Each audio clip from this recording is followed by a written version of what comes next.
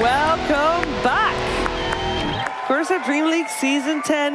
Going to Game 3 here in the loser bracket round 1 between Vega Squadron and the Final Tribe. And the Final Tribe, well, they lost this second game as Vega Squadron win their first game of the tournament. So this could be the turning point for them. They seem pretty excited there. And yeah, here to talk to you about this first or second game rather, Bulldog. Slacks. Told you! I never doubted them. We were all wrong. What? We all went for the Final Tribe, but Yep, that's true. you know we what did, you yeah, we did. Yep. What you also said was Vega Squadron, they have to focus on those lanes and make sure they draft good lanes and got good ones to set up for the rest of the game. They did just that. I went for Vega. Exactly. No. He's talking to me now. You were wrong. He's talking to me. What? Yes, that's right. That's right, Cheever. They did exactly what you said, though. Yeah, I mean, so we they might have got gone for the other team, but the lanes were good. Maybe the Final Tribe could have set their lanes up a little bit better this time, but overall, what's your take on the game? Yeah, they swapped around lane for the Final Tribe a little bit poorly, but they came out on the laning stage, had a little bit of hiccup in at the top there with Dandy dying with the axe. And then they just, you know, chilled for a very long time, wait for TB to get super duper strong and win the game. Just like that. NIMBY! I told you people, you didn't believe in NIMBY, but NIMBY is broken. As soon as NIMBY fall on the field, everybody running for their lives, all right? Made that game happen. Then why did you say Final Tribe will win? What? Why did you say Final Tribe will win then? Yeah, why? NIMBY. Then why did you say TFT would win? What? Let's take a look at what's happening on the drawing board. Okay. Talk us through this one, Bulldog. All right. Positivity. Indeed. Oh, this is the Roche fight. What do we got here? Set Oh, it it's up. the epic call from the Axe Kazu here. Going in, and yeah, we can just start it right now. Oh, I thought it was so close. Frost really tried to get this this Roshan, but as you can see, I mean, he drops so low, ends up not dying, ends up getting the Aegis at the end right before he dies as well. So good for him, but it was not enough. Yep. I do want you to keep your eyes on Frost, Slacks. Describe what Frost is doing. I think this is... I can't, there's too many people. too Don't worry, he's back now. He's back now. There he goes. There he goes. Frost going in. There he's a cat. He goes straight on Zeus, but... And the glimmer capes over and over. Oh my God, they just can't get Zeus, dude. Follow Frost. I'm looking at him. He's a kitty cat. He's right there. Oh, he's a confused cat. What are you doing? Follow Frost. Follow Frost. Got no health. All right, Frost is off map here for a little bit, but he's going to come back. Don't worry. He's going to kill all his teammates now. All getting caught out, but not Frost. He's like, I'm going to come in. I'm coming in, boys. Where is he? Here he come again. Here comes the kitty. He knows the power. Follow Frost. I'm looking at him, Shiva. I don't know who else could I follow. He finally gets the Zeus, though. That he do. Right before dying. That he do. But he did exactly the same as what the Final Tribe was doing, or sorry, what Vega was doing. Kill off everybody else apart from the carry. He was basically left alone while the rest was getting killed off, and he tried to do the same thing in return, and it was not enough. He could not do that fast enough because a Terrorblade will always be a Terrorblade. And then, of course, at the end, the curse on the illusion was very unfortunate. Otherwise, perhaps we would have had a very different result there. But alas, for the Final Tribe, they will not get a 2-0. They will have another chance, though, because we are going to a third game very soon. But regarding that second game, final words, I want to hear from you guys who you thought was going to be was the most valuable player. Zeus! Dandy Zeus? NIMBY, as again, always. Axe. There were some good calls that game. All right, let's take a look. Am I right? Kazu? Dandy? Dandy? Right and Madara again. comes number 2. Right again. I mean, Terrorblade did have a big impact there at the end. Able to dish out all that damage. I gotta say, this is the biggest percentage anyone's ever taken from Dandy, though. Yes. Madara, well done. It's a classic. He's a right-click carry at the end. He's very strong, clicks heroes, and then we're like, he's the MVP. I vote for him. He hits hard. I like man hit other man. Very good. Yeah, I don't think that's how that went, but sure. So what do you want to see for the third game? We've saw both teams win one. Good stuff from both teams. I think the overall idea is, you know, draft good lanes. Both times that happened, the team that did draft the better lanes won. Although maybe, you know, being able to swap your lanes around properly is a good thing too. Yeah, you got to be versatile, and I just want to see Dundee getting a good matchup. Yeah. Because let him shine as a player he is. And Kerzu, don't pick any weird heroes like you like to do. Cut that. Jesse's Visage wasn't bad. Didn't do bad against Dundee. Yeah, but that hero is acceptable, and it's a good hero. You can't pick bad heroes. Like Beastmaster. You think Beastmaster's a bad hero? Kerzu picked it. This tournament. Okay. And they lost. Yes, sir. Yes, sir. Very true. All right. Zeus! You want to see more Zeus? Let's do it again. Octarine Core this time. Get a Kaya this time. Get an Arcane Rune. I call that the machine gun. Refresher. Nimby. Your only savior. Ice Frog knows. He knows. All right. Broken. He knows. He knows. Zeus! What do you think about the late game carries? In these games, it seems very, very often we are going to a late game, and it's going to be like this. This second game was Terrorblade versus PL. Do you have to draft something that will help you in late game? Like, do you have to have that insurance policy? It seems to be working out for these little bit weaker teams who are here at the minors. So, and I don't know how many times we've seen it this tournament. Terrorblade goes late game and wins. So Yeah. you know, it's a working strat here. Yeah, I think being able to close out the game is pretty hard in this patch, honestly. Being able to finally breach that high ground, you basically have to build your whole team around it. And if you do, and it don't work, then you lose the game. So it's a little difficult. It seems like most people are going for that late game insurance strat. I'd like to see one team just all in on that early, though. Yeah. One team that gets, you know, your Vipers, your Chens, your Techies, and just get in there and... Techie? Techies is not an early game hero. She doesn't know. She doesn't know. She doesn't know the strength, the true strength of Techie's demolition, may I remind you. I'm sure. All right. All right. So which heroes are good at breaching high ground? Pugna. Great one. All right, we good saw one. that one. It worked out for Vega. Yeah, We Pugna. got him. Prophet. Broody. Yeah. Is that it? Lone Druid. Because now you're talking pushing heroes rather than heroes that help you take high ground, right? Or is that the same? Well, you can just jump in and kill the enemies instead. So you just have an axe who jumps in, initiates the fight, and you kill them, and then there's no one defending. I will say mostly early games that we have seen today, or in the entire tournament, have had Tiny. Because of his A lot ability of them had. to go in the background, throw somebody out, down the hill, and then do that. Yeah, but Final Tribe had Tiny this game, and they lost. Well, he didn't do his job, did he? Now, you want to go head over there to Hanskin and tell him that he didn't do his job? I'll tell him why he couldn't do his job, because of Nimby, because of Zeus. You can't be diving and doing that. It's an insta-cast, baby. It's impossible. Yeah, that's right. Thank you. This is what I got to work with. Geniuses. This is going to come down to Dendy on one side and apparently Nimby on the other side, which happened to be the same thing in the previous game. They were both on the same side.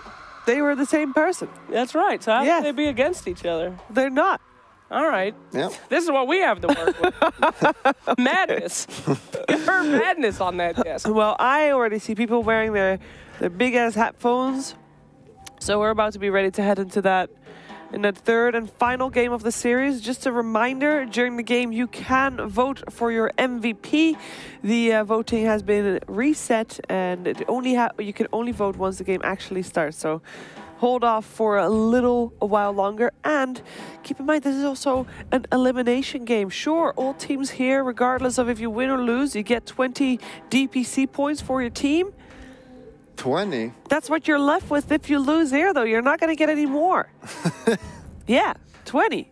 Better yet, for RNG, they're already going to get less because they play with an official stand-in. So the same thing goes for Vega. They're getting less than 20. Will you get to TI with 20 points? Nope, probably not. You could. No, you cannot. You could if all the other teams quit. Yes, because the moment that your team disbands, Nobody takes the point. That's correct. If one person leaves, the team loses some points, but you know, you can still keep some. But if you have 20 points and you keep your roster for the whole year and everybody else disbands, yes, Here congratulations, you're Here in we the go. International 9. Ladies and germs, welcome to the elimination game 3. Somebody going home today. Yep. And it ain't gonna be who you might be expecting. What? Silencer, Bane, and Necrophos are going home today. We ain't gonna see them in this match. Yet again, Wisp Enigma, Wisp Enigma. Every game with these guys, they're scared of that combo. Yeah, just 2 strong heroes. Wisp is so just destroys any lane and enables that gyro too well. And Enigma is just also a great laner. And also just comes into that super strong late game hero where you have that black hole. And we see this axe every game now. There he is. They do love that axe. Well, What I worked want out. to see is that Undying. Where is Undying? Why? For Vega or for Final The Try? tombstones win games. You play him as a 5 and he will win you the game. The position 5 hero will win you the game. But don't the zombies make Axe spin even more? He's like a hurricane with those zombies attacking him. Doesn't matter. How does that not matter? That seems pretty You bad. Undying ult, you make him take more damage and you take his strength. Okay. Seems like he's a hurricane if he gets those zombies on him, buddy. Or Axe's team pick Undying. Oh. You didn't think about that. Now that is strong, Bulldog, I must admit. Weaver getting banned out yet Phoenix again. is not bad. These are the same bans we've been seeing. On the Almost final every tribe, time. they're smart though. You've seen the CK pick. They're smart, all right. Shadow Demon. I'm telling you, they picked these weird heroes. I knew it. They're not gonna play the same stuff. Ooh, that's a Shadow Demon Centaur lane. You know, you can set up for those stuns. This is already great. I like it. Yeah, and stop the axe initiation. Yep. Or just save him whenever he gets taunted. Save Very some smart. people. I don't know, man. I kind of ain't feeling it. Why not? What? I mean, Centaur can be good, but they picked them pretty early. There's ways around the Centaur, you know? Like No. Root! Hey. You can get a Treant Protector right now. And Centaur don't do jack. I think they'll pick one of the dragons. You think a Wyvern or a Phoenix? Yeah. Phoenix isn't a dragon, you scrub.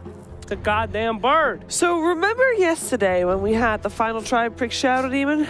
Era was on the safe lane with Shadow Demon for a long time before Centaur did anything at all. Yes. And it was concerning. Yeah, they lost that game. Yeah, and which is why I'm concerned right now. I don't like that opening. I've seen it before, and it did not impress. No. Vega Squadron, Dazzle Axe, what a combo. 2 natural enemies come together to have a symbiotic relationship. Very strong together, I must say. What if this team just agreed to ban Peel and Terrorblade so we get some different heroes? What if we could just have them sign a gentleman's agreement? No illusion heroes. Zos! Oh, understandable. Wait, did they just ban Dandy's? Zos! What have they done? No, they banned out their own. They banned out their own Zeus. Yeah. Yeah. What have you done, you fools? They did this last time, and they banned out Zeus, they and then they lost. picked Invoker. You fools! You've thrown it all away. Nimby's dead. Hope and Dreams are dead. I'm out of here. Nah, but I'm sure they got a plan. I don't understand why you dedicate a ban to Zeus. I mean, sure, Vega, you love Zeus, but not everybody loves it. Terrorblade's out. Goodbye, Terrorblade. Maybe they banned that because they figured, oh, that must be why they banned Zeus. Yeah, I don't know why they want to ban that. Again, they have Dazzle this time. There was possible last game when they picked Dazzle, they wanted Peel with that, but then Final Tribe stole it, so maybe this time they want Peel again. So they banned the Zeus. Goodbye, Lana. No Lena. Still no Phoenix. Still no Magnus. Still no PL. As these teams are holding their cards quite closely to their chest. This is not smart. Kezu is banning out Dandy's heroes. Like, these are his best heroes. This is all that they have. What is he thinking? Maybe he's going for that Invoker again. Probably not the strat since they lost. But what are you going to do? There's nothing wrong with Dandy Invoker, though. No, not at all. You know, it was pretty good. Oh, We got the 2 illusion bans. ladies and germs, New heroes. wake up. 'Cause Juggernaut. We're about to see a different kind of game. Oh, No would be terror, nice. no PL. Super exciting. We got the Shadow Demon, pull out the Luna. No, please don't. That's a recipe for disaster, I would say. More illusion, Papega. Bad Rider! Ugh. Oh no. Picking bad, I know you dislike it, but I love this hero. If you see the enemy carry, if you see that terrible, you know, like, oh wow, he's gonna get destroyed in this lane. But now they're just gonna pick a hero that can deal with it. And Nyx Assassin pick coming up, Core Nyx. Could it be? Yeah. Probably Well, not. the 3 heroes is usually Slark, which we saw Vega play, I believe, against the bat, and that did not, like, kind of work, but then they kind of didn't work. And also the Life Stealer, which is not great against Centaur, and the Jugger. How's Lifestealer not good against Centaur? Isn't Centaur all strength? He Yeah, I should mean be in able the to beat him laning, up. but referring to Ultimate, you just kite the Life Stealer. Ah, yeah, that's a good point. If he gets big enough, though, enough bashes, you could get him. Wait, now 1 minute left to go. They're digging in reserve time here, Yep. Chiefs. Cass is thinking here. They really tick-tocking away on that brain here. One of the new upcoming drafters here. I mean, he once again went for his own hero first, and I would imagine that it's Pexu's Dazzle. So far, he's been really liking to first 3 pick his 2 supports and the offlaner. CORSAIR. So here again, 2 supports and an offlaner. And then one of them is a Darkseer. We're talking about this, Cass, with his little bit weird picks, but he likes this hero a lot. I see him play it all the time, and he goes for that Helmet Dominator and you Iron Shell the Creep running around. There is no way the Darkseer is support, right? No. No, I don't think so. Right, so support Axe, 5 Dazzle, support Core Darkseer. Core Darkseer. Ah, 3. What in the world? It's one of the 3 cores. The 3rd. 3 cores. 3 cores. What in the world? 1, 2, and 3 are all considered cores. Are they? One is a carry core, the other one's a mid core. What happened to the term off lane? Did we get rid of that? Well, it's the same. It's 2018. Mid laner, off laner, safe laner. They're all lanes. 1, 2, 3. They're all equal. Well, 2, 1. What? Darkseer, huh? You the know what I hell? mean. Who picks this hero anymore? Vega Squadron does. Yeah, it's because kids love it, and it's good with Axe. I know it. You combo with the vacuum. This is the moment that Vega Squadron has been waiting for. They finally can pull out the pocket strat that they've prepared. They've had boot camps and boot camps upon boot camps and perfected this game plan. Yeah? Yes. Wrong. And it is time to finally pull it out because this is the last game of the series. The do or die. The elimination on the line. Darkseer. Oh, it's up against the Bloodseekers. Pretty tricky, actually. Yeah, besides whatever madness you're spewing over there, Bloodseeker's pretty good here, I believe. Able to stop anybody that Darkseer could have helped by giving him a speed boost. Yeah. Darkseer's countered. We're done. Oh, whoa, whoa, whoa, whoa. This is the old combos. This is the 2013 combos. Darkseer Juggernaut, the spin and the win, the balls to the galls. This is something. Yeah, you need a carry to deal with the bat, and they picked one of the 3. Juggernauts can easily deal with bat. And Bloodseeker is here that doesn't generally go Manta, so you can just slice and dice him. Okay. Well, Slice and dice. guess we're looking for that mid laner, so Vega, we're going to assume that is going to be the Invoker again? Then the hero. I mean, it could somewhat work, but there's a disruption, Shadow Demon. I kind of feel like that's a decent save from anybody getting hit by the combo. Like, you can't even safely kill a support, you know? I'll always like to think of the Tinker, but this can't be a Tinker game. You got Why Mad not? Rider, Centaur, Shadow Oh, they Demon. can find you, yeah. They can What, find what you are easily. some Dendi heroes? Putka? We can get a Pudge. No, stop Mid-punch? pretending. Dragon Knight. Any person's mid-hero, because everybody can play that one. Yeah, can you stand there and get hit? I can. Play Dragon Knight. It's great. There you go. All What right. happened to Dendi TA? He was the best TA in the world. You remember? I remember those days. Is TA the pick here? She can blow people up pretty easily. 10 seconds remaining. Oh, It doesn't matter. Dandy will destroy with whatever hero he gets. What about Final Tribe? What are we missing there? Our carry? Ooh! What? She knows. Is it time for once more the Magnus? Magnus, huh? Yes.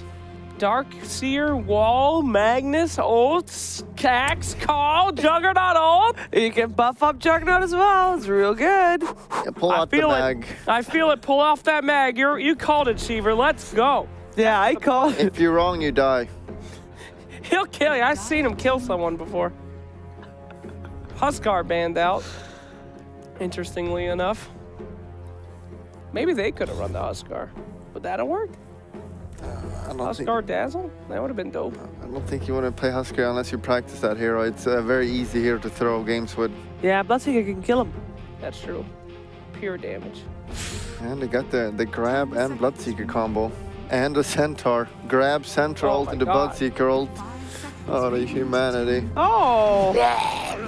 Tiny. Wait a second. Who's going to be playing mid here? Dandy Tiny, of course. Dandy Dazzle? Dandy Dazzle mid. Hell yeah. Let's do it. Last game, you know? Vacuum Wall, Axe, Call, Dazzle, Heal. Dazzle later. Tiny is fine. You get the burst, obviously, and it's you really need a hero mid that could deal with Bloodseeker if it is a Bloodseeker mid, because we don't know that yet. Because we've seen that a couple times where Bloodseeker just absolutely destroys middle, and Tiny will be fine. So they pick a Monkey King to deal with Tiny, and Tiny's got 0 armor. That's a hard lane. Again, Dandy gets that really hard lane, but he's good. He's really fine. Indeed, he is. Oh. Oh. Oh. Woo, woo, woo, woo, woo, woo. I always feel like I'm part of the team. Yeah, it does. I like it. I want to get hugged. You're gonna have to get a team, buddy. Yeah, get a ritual. You could try to get a ritual going with every talent, you know, right before panel segment. Maybe you can get lucky. Yeah. You got the Monkey King ult with the Bat Rider. That's going to be very tough to deal with, and Tiny's going to get smashed middle. Yep. And I did predict 2-1 for Final Tribe, so this is going to be the easiest win of all time. There you go. All time. Well, you're already wrong. You thought it was going to be a 2-0 for Vega Squadron Slacks. I was only pretending. No, for Slacks. Slacks is only pretending. Are you taking his side now? Bulldog. No, I'm on Final Tribe. Yeah, you did, but Slacks did all not. Right. Just all copy me. You're all going to copy me. I'm not going to copy I'm never you. wrong. I think Monkey King is a poo-poo hero. I'm going to go with Vega Squadron. Let's go. Final Tribe for me. But let's find out what the true experts have to say about this. Oh, the Pixel Fog, what do you think? What the?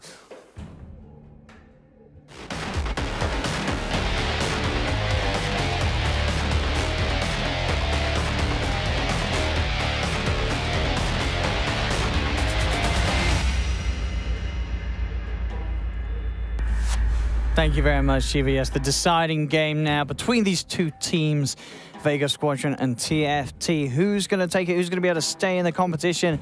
And who has reached the end of the line? We'll find out in this game. Fog, we've just seen these two lineups. We're seeing something a bit different from Vega. It's their comfort zones, right? The Dark Seer. We've seen KSO, I believe, bringing out before one time out. I can't remember when it was, but I remember it was where they did really need the win and they got it. They did manage to do it. We were casting that one with no tail, It right? was, yeah, so it was the qualifiers. Liquid? Was it versus Liquid? It was versus one of the top I think teams. it was against the Liquids or NIP. NIP it might have been. I think it was against Liquid or NIP. And he had an amazing game on the Dark Seer. He absolutely crushed on the Dark Seer. So bringing it out here again. We see, oh, look, and the true experts, we get to see them for a second. Here we go. So into the action we go, ladies and gentlemen. Game 3, TFT Vega Squadron.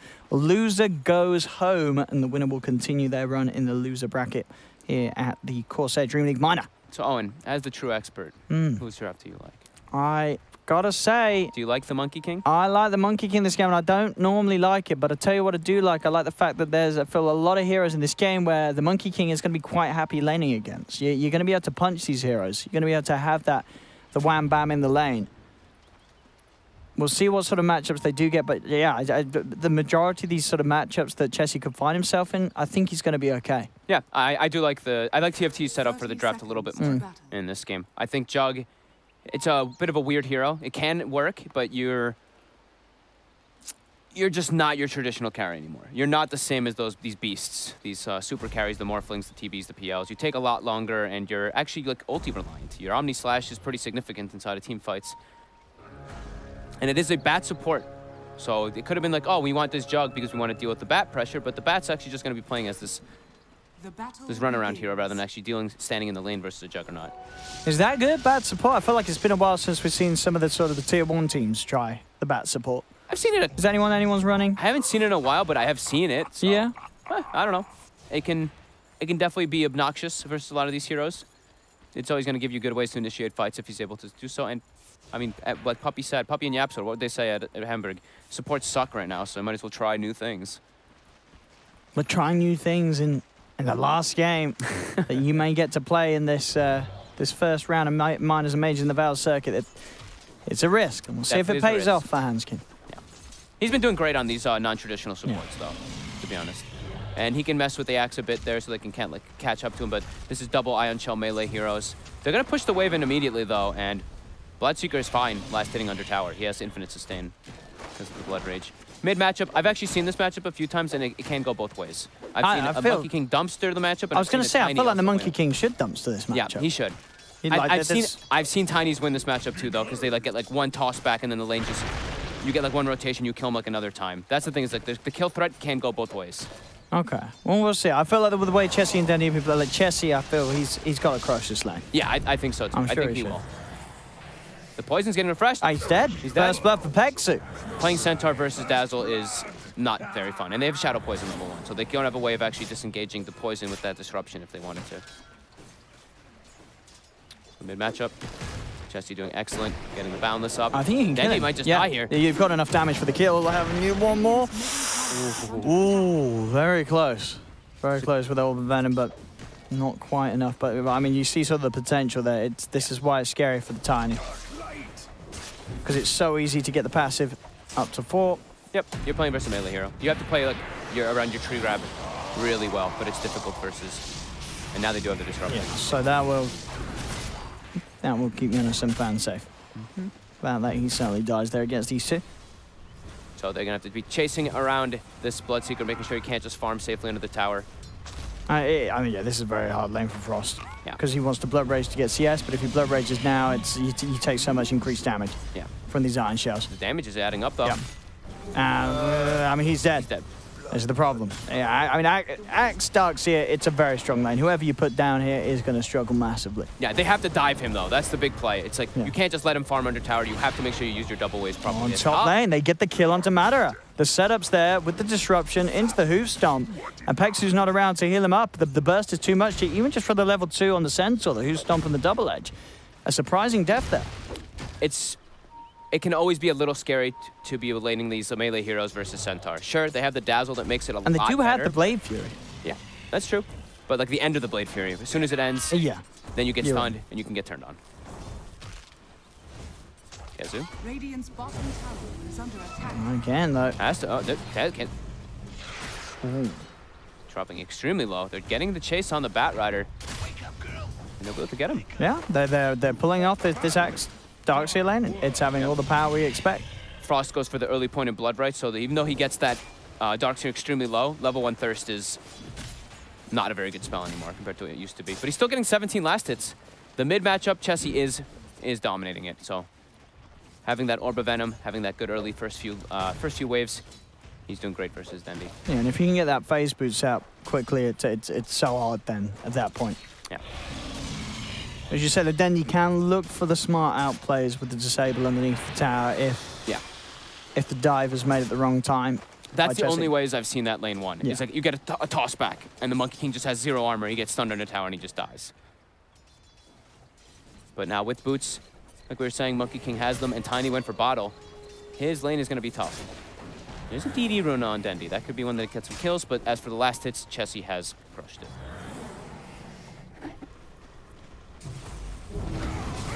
Top number a 10. Kazu. Right, is there. Kazu's got the stick charges. They're looking for the chase down. Frost trying to get himself on top of the Darkseer. He'll get one. Maybe able to get a second one too with that movement speed as they chase towards MNT. The same time, Era will kill off Pexu. Got a good few stacks of napalm. on the axe. Tries for the call, actually out of range. But the blood right, it's going to be close. Not close enough. He's out of regen though, the axe. So regen war, going to be looking at that too. Centaur, not many regen up top. But mid, Chessie. Oh, gets the whole creep away with the boundless too. And now Dandy, forced to toss him back. Gets 2 last hits with the toss back though. Yeah, Chessie's crushing this. Yeah. And sure, we see that Dandy, you know, he can sort of hold his skills and keep them to save himself, but yeah, so it's not going to win you the lane anytime soon. It's a very hard matchup, as we said. Oh. There's MNT actually getting that kill there. I think while Hanskin was trying to dive to the tower. Oops. He wanted to just do the normal suicide, but all right. And again here, they can wait out the Blade Fury. Have they got the vision for the disruption? It don't matter. It's back underneath the tower by Pexu's side. Spin has such a long cooldown now in laning phase. As it's kind of nerfed, I mean, ages ago. All right, the toss back, here it is. There we go. That's what you're talking about. Get that Monkey King underneath the tower. Yep. That's the best way to play around it. Just keep going for those toss-back plays so you can have a better start. And with DD, now you can get some last hits in the lane too. Catch back up.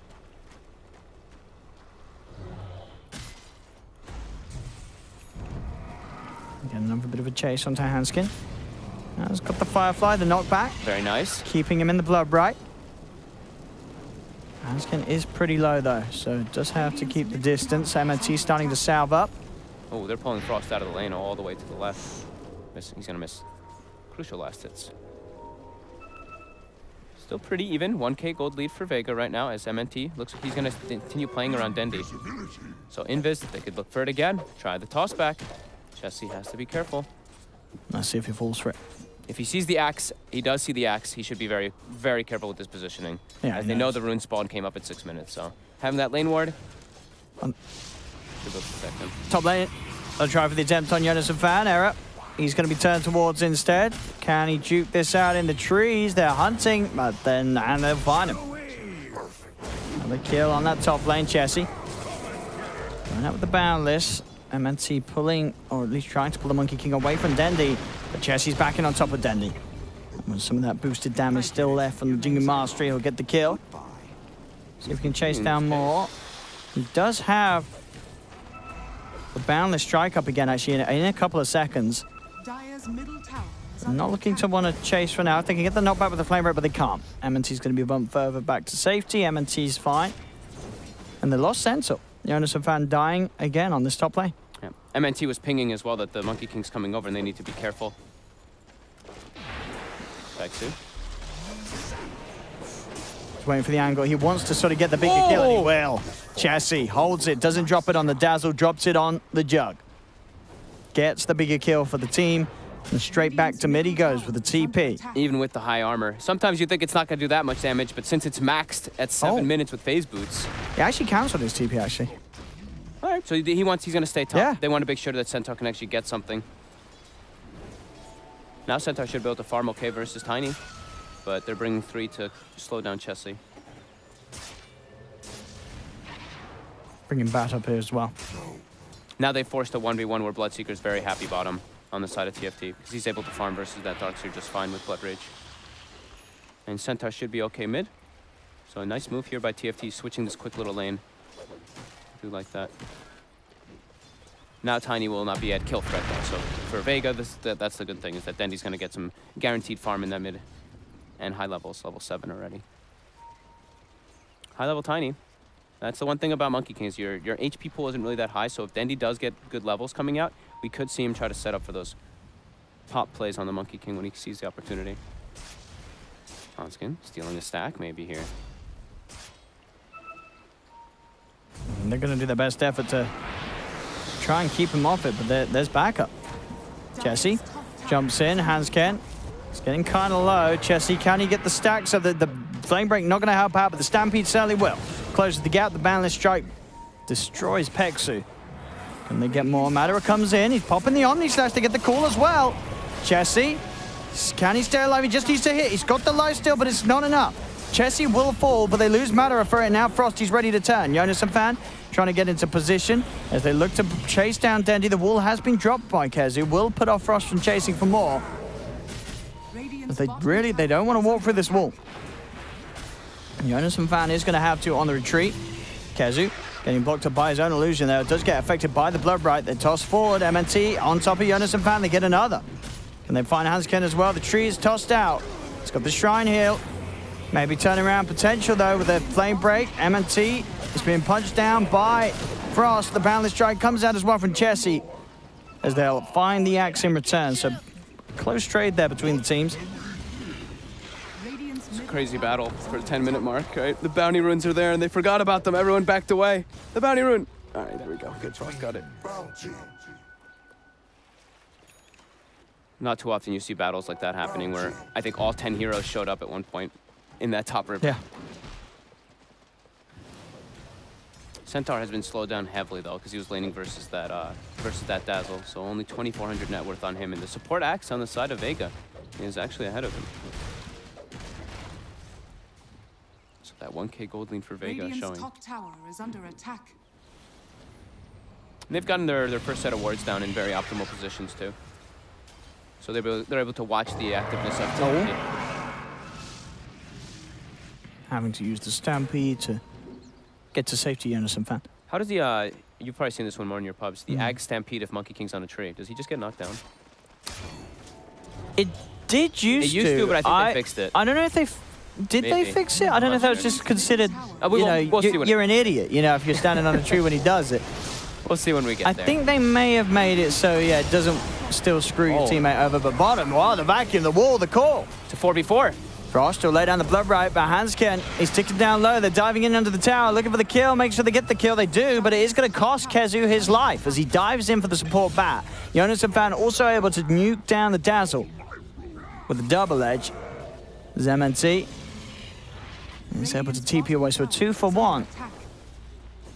Great little flame break, and just being under the tower there, they've got good ways of like controlling areas on the side of TFT. Their team fight, even when we get to later stages like the Monkey King, the Blood Right, Centaur, it's all about like this area fight. So getting that Blood Right on top of a flame break pushback, they get themselves a little bit of better exchange there. So yeah, it's actually just brawls, right? 4 heroes showing up, 4 versus 4 in the bottom lane after a 5 versus 5 in the top.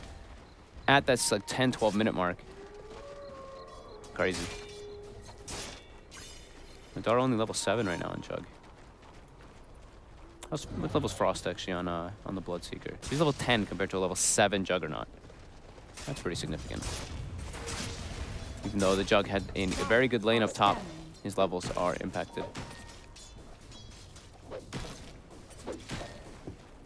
You thought you were winning? Anorak just goes immediately for the TP out. It's a long one. Oh, it is a very long one. Anyway. He died. Wait, did he? Where did he TP? Did he TP to tier 1? He TP'd to the tier 1 that was still in range of the rupture distance. He took rupture damage. I think we'll be able to maybe see the replay after this fight, but I think he did. He TP'd to somewhere. Oh, did he walk? He may have taken a step because I think he was shadow purged and he had... But that was he still had a bit of health. We're gonna see. Did he take a walk? I think he TP'd to the tower. I'm pretty sure he TP'd to the tower. Yeah, I was like, what the? Yeah, because it was the rupture. I think he TP'd to somewhere that was within range of, you know, the distance where you still take rupture damage. Oh no, Madara. No. They probably could have gotten the stun on him too because of that, but he ends up just dying to the rupture distance through TP. I mean, was that a miss? Did he intend to TP there? I wouldn't think so. No. Remember, PSA people, 1200 range. Well, how big's 1200 range? To give some comparisons. That's like a little bit smaller than the Phoenix Egg. Just a tiny bit. It's your blink distance. Pretty much your blink distance that you usually have. Oh, that's so rough. Yeah. And we were already mentioning how he is, you know, he was having good farm, but his levels, he's only level 8 on the Jug. And these carry heroes on the side of TFT, they are like level 10s and 11s. A full Blink Dagger now finished up for Dendy, so they've got a big playmaker now, because the Axe, he's a support this game. He can't actually get a Blink at a decent time. So now, with Dendy's Blink, they can run around the map and make those plays in a much easier fashion. Let's see what they can get. Out they go. Ready to hunt, ready to find.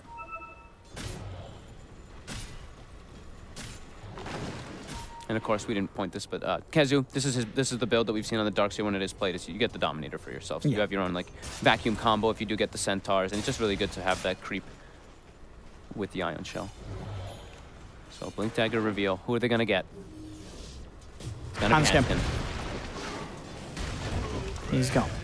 So now it's a good kill too, because sure, it's like your 5 position or 4.5 position Bat Rider, but it leads into a tower, even though the tower is very low. Is under attack.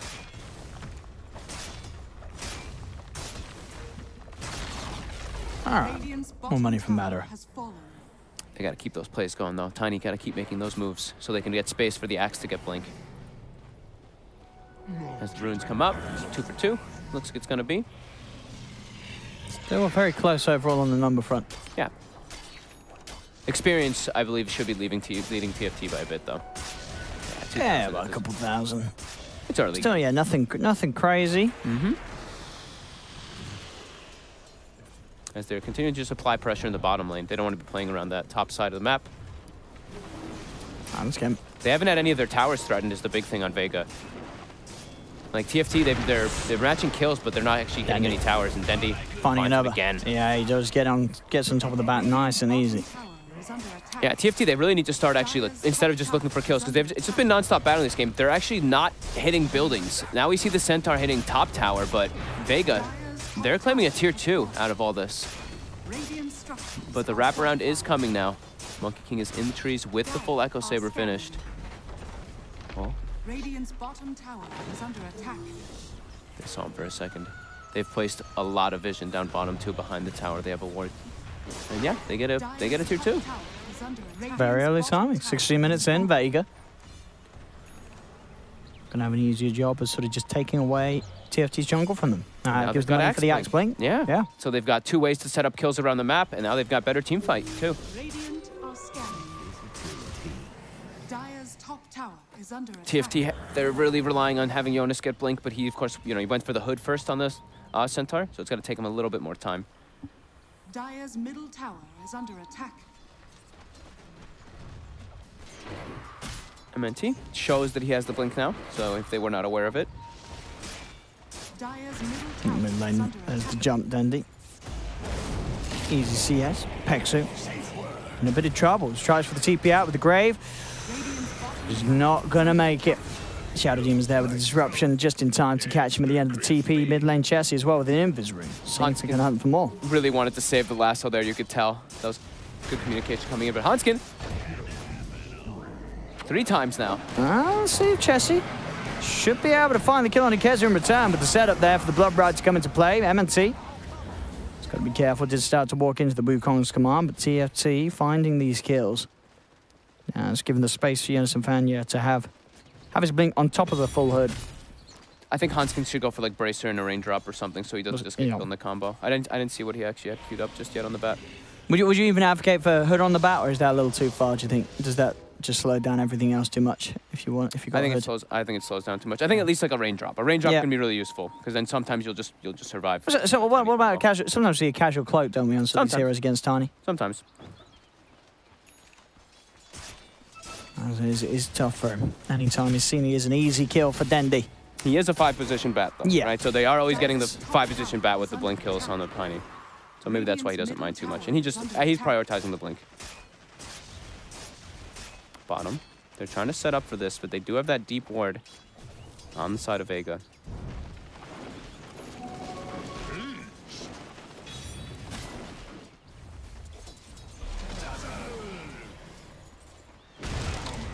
Again. All right. He stepped up way too far. I mean, Dendi's loving this. I didn't think he was continuing on the bat bottom after he showed himself with the Firefly. Yeah, he's just Dendi getting free kills every time. Bit over aggressive here by Hanskin. And they smoke up immediately. They're looking to keep battling with double blinks. I know they've got the numbers. Dendi surge forward. See if he can find the jump. His tower mid is also very low, Jonas. Oh, he goes past Jonas. He wants the easy kill Arrow. I say that. Arrow's actually going to be able to run away. Dendi, I don't think he had a tree in his hand when he made the jump. And now Jonas and Fan jumps in with the counterplay. He has the Who Stomp. Dendi kept alive by the Shallow Grave. He's going for the TP out. Is he going to be fine? He is. Dendi will make it out of there. The rest of Vega, they dropped the wall. They lost Chessie right at the start of the fight, too. Chessie's just dead to a single axe call. Getting surrounded on by everybody. MNT trying to move forward for even more there. Amidara also with the Omni, of course, to kill Chessie. They just blew him up. Then he survives. Get the tower. Good moves by Vega. Oh, it really is. They're really making it come together this game, as I say, where You know, they relied on their sort of the magic pick, the darks here. No one else would do it. Kezi would. He's done it before and it did great things. And this game, it could certainly be the pick that allows them to stay in the competition. As he has gone. Okay, so he switched now for the bracer after he dies a couple times. He's like, all right, I'm going drums. Okay, Frost finds himself a kill with Jonas with that blink. MNT stepping a bit too far up. And Dendi, I believe that should be the full Echo Saber. Yep. On the way out, as well as a bottled DD rune. That for can Dendi. Actually set him up to kill any of those cores, except for, I mean, the Centaur. Maybe dead, not the Sens. Yeah, he can kill Bloodseeker or the Monkey King now with that. Definitely. Chessie in position. They want to, like I was mentioning, they want to get towers. Like these kills, them matching kills is cool on TFT being 16-16, but they have to be sure to emphasize that they get some map control off of this. So now, surrounding around mid with all 5 heroes. Scan comes out from Vega, so they do know that TFT is positioned around here. Sending an illusion. Full mech finished on Kezu, so they're probably feeling that they can actually take a fight as long as it's not into some high ground.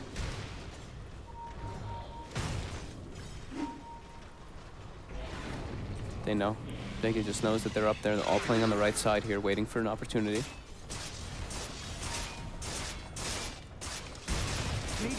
And the line is drawn. They decide, never mind, we're just going to be able to push out these side lanes. As we've already lost our tower, no need to take a fight there for no reason.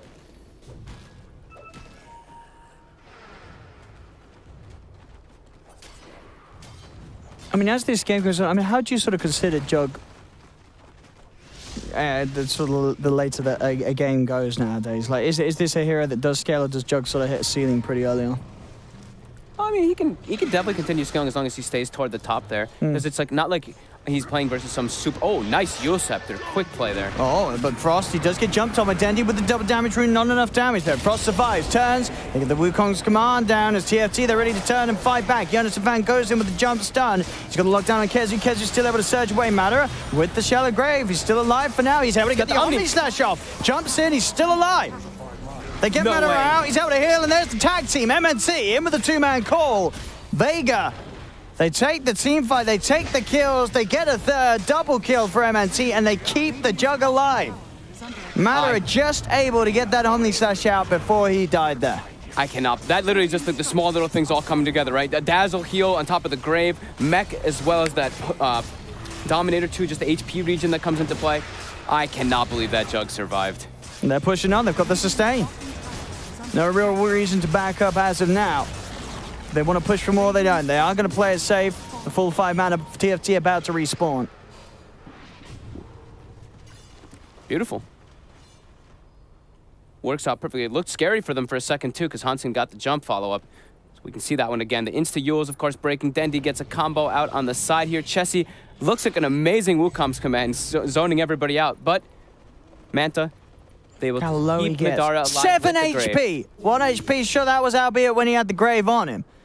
But it's when this Grave wears out, he finds a target just in time so he can be bouncing around that Omni Slash whilst the Grave was not there anymore.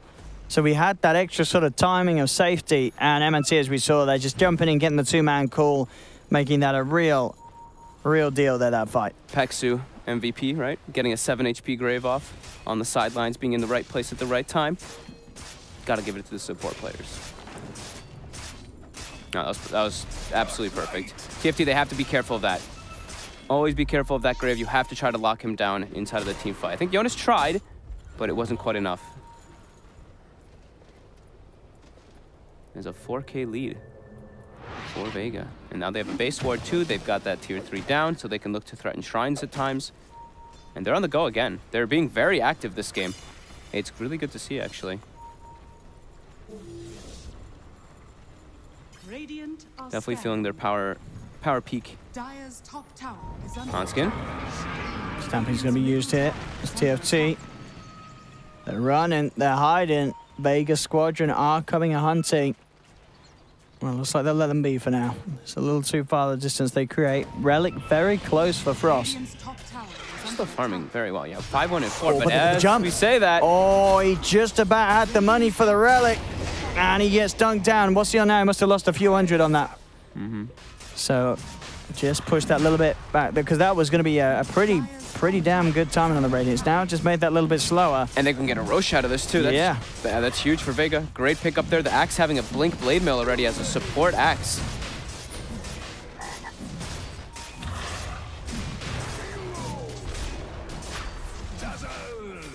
Having this Juggernaut too, this is one of the big benefits. You do Roche and you're all full HP still at the end of it. So they can continue to apply their pressure on the map.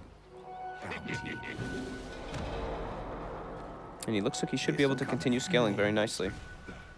Versus this Monkey King as well as this Bloodseeker. And do you like the build from him this game? So the Manta into then the Maelstrom?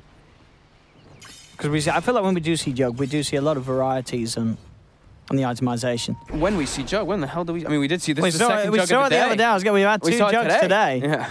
He had Battle Fury in that game, right? I missed part of it. I didn't see the whole build. It's a long time ago. Okay, I did see that he had Battle Fury as first item, so that's usually what we see when it's the Jug, but Manta proved incredible in that last fight as it allowed them to get the Grave off on him. Yep, avoid the silence too.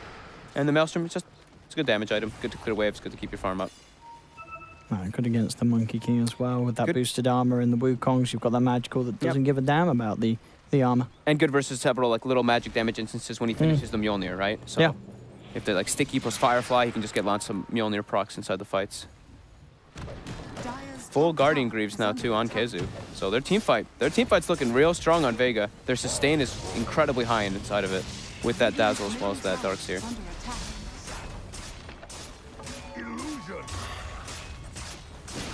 Mid lane, another tier 2 tower taken here by Vega. They just constantly Peksu too, sitting in the back, just throwing, even like these small things, right? Throwing the medallion on the Jug constantly, just making sure that he's not going to take too much extra damage if they do commit forward.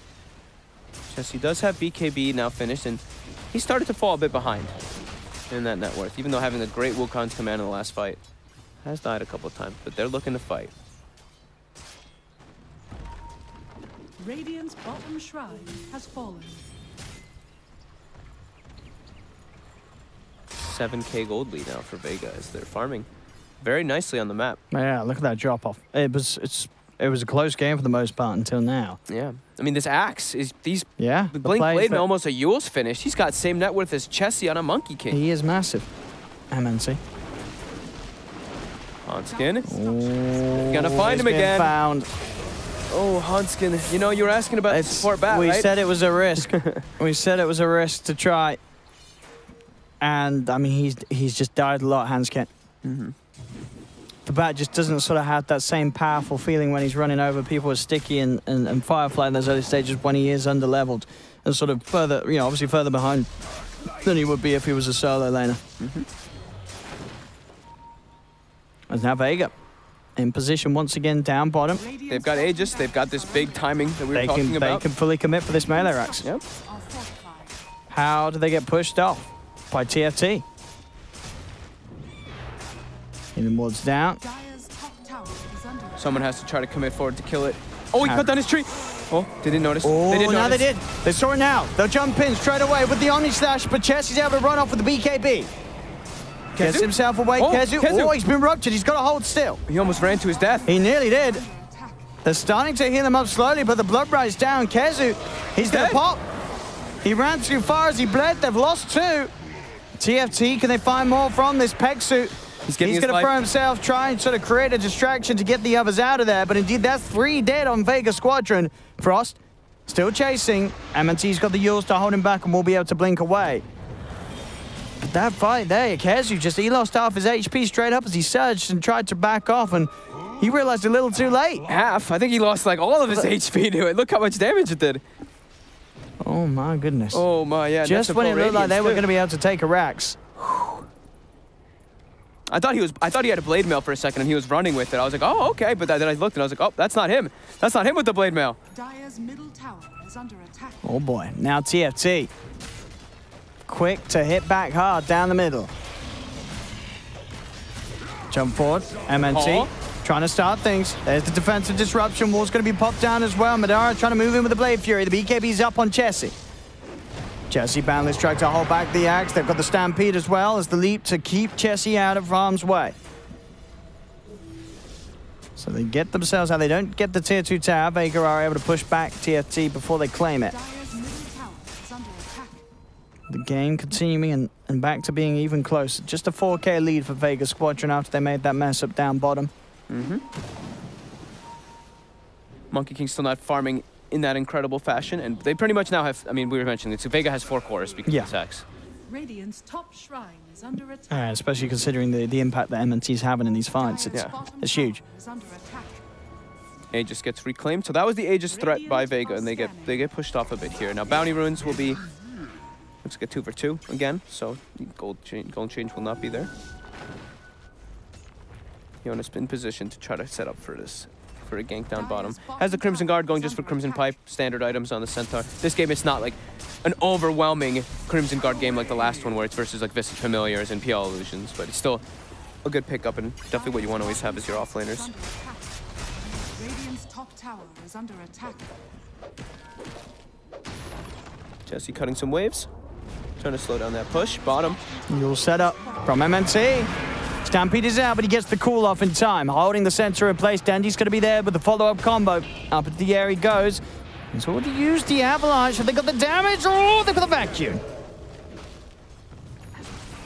As they will suck the life out of Jonas and Fat. Got that AoE talent now as well, Kezu. So, big setup potential. That plus 75. I mean, you know, it's something. I mean, it's not like the AoE Berserker's call. You know, it's not sort of those numbers of an increase, but it's an increase. Watch, he gets a 5-man vacuum now. 5-man back. I'm ready.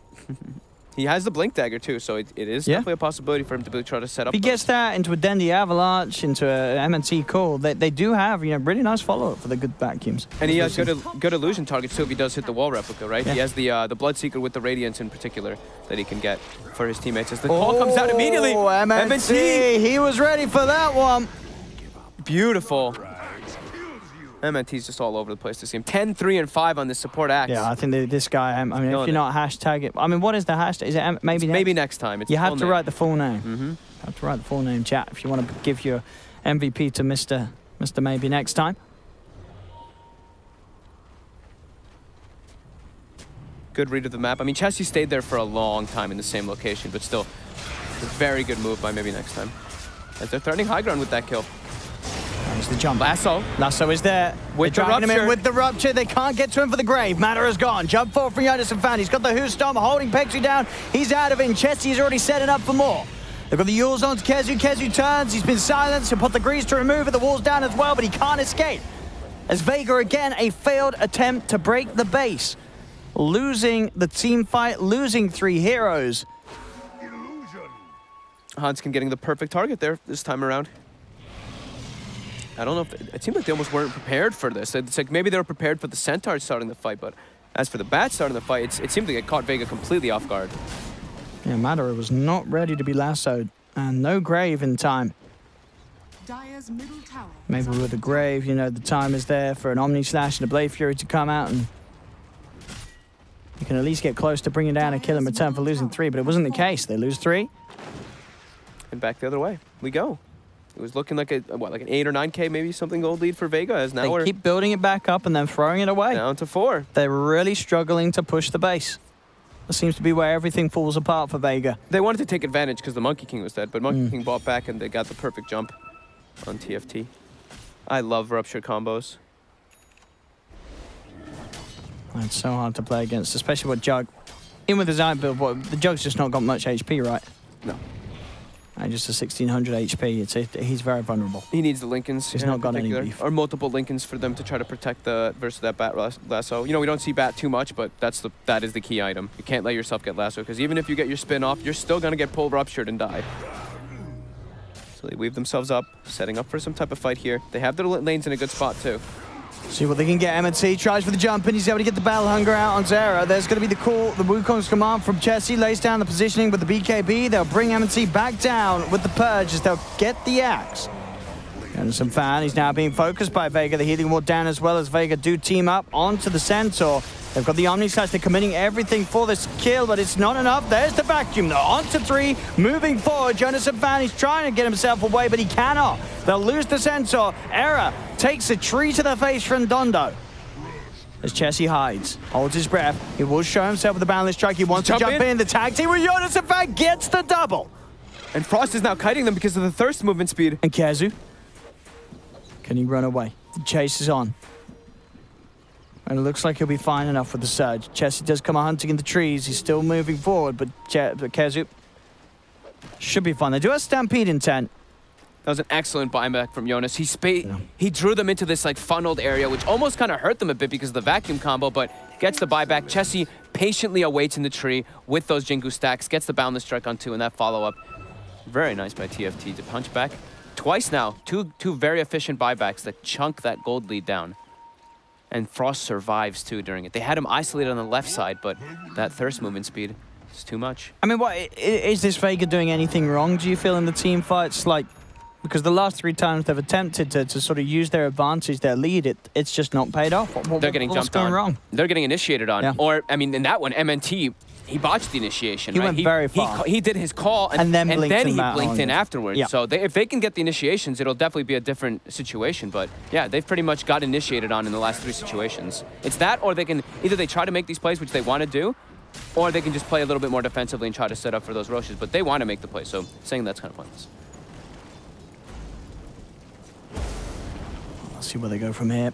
Blink, full blink and full force staff on Hanskin. Like, that's extremely significant how much he's caught up. Yeah, he's 3, 10, and 11 on the bat, but he's getting these goals. He's been in part of these sort of turnaround fights that TFT are getting away with. And now even if they do get those Lincoln Spheres, he's got a way to deal with it, right? He can break it with the force staff if he wants to.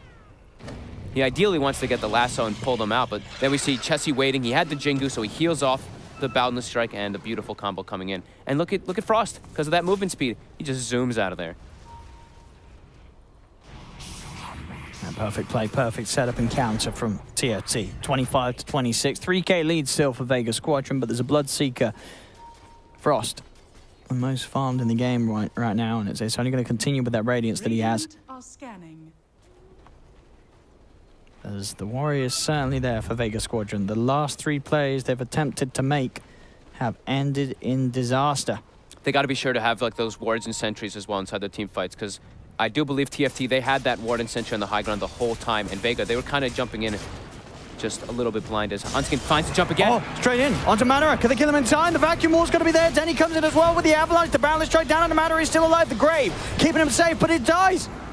They don't have any way to keep him alive after that grave wears off. KheZu beaten down as well by Chessie. Dendy's trying his best to fight up against them. There's going to be 2 buybacks here. Is MNT chasing down Era in the trees, but Frost, Chessie there upon the axe. Double kill for Frost. 3 buybacks now. They're putting everything into this fight. But TFT, they can already sort of back off. They don't have to be a part of this. Force the fight now for Vega. Since you did those, go to the Roche. That's the only thing you can do. If you've 3 committed buybacks this much, you on have the line. to do something. Committed for this Roche. Are they going to get back in there, TFT? It could be game winning. It is a risk. As can they really tackle Vega a second time? They don't have their initiations. They don't have any of their ultimates either. Stampede's up in 5. Okay. Oh, he gets caught. MNT gets the catch onto the Centaur. Dendy's in with the combo, but the boundless strike slows things down. Jonas and fans able to be forced down to the low ground. He's out. Look Vega, at Era. He's just pumping the shadow they need poisons. to finish this Roche. 3 buybacks for this. They can't afford to be forced away. They are, and the ultimates are coming back up now from TFT. They brought back for what? Dendy, he wants it. He sees it, but he knows he can't have it. It's too risky now. Hanskin's just waiting for the jump. If he gets initiation again. Dendy just checking out the pit, making sure they're not in it yet. It's just like they have so much follow-up with the initiation, right? We were talking about that zone control that TFT has. If they do get the lasso, it's like Blood Right, Monkey King ulti, and then it's just panic. The target's dead. Madara got silenced after his mantle, so he can't even Omni Slash or anything like that. And he's ruptured. Everything just gets thrown on this Juggernaut because they know that's the one that's going to be dealing the most damage in the fight. The Tiny, he's all about like jump in, kill someone, get out, jump in, kill someone, get out. Even though Dendy's quite farmed and he's 6, 2, and 7, it really is the Jug who is all that consistent damage dealing that's going to be coming out. So if they get Madara again, be very troublesome for Vega.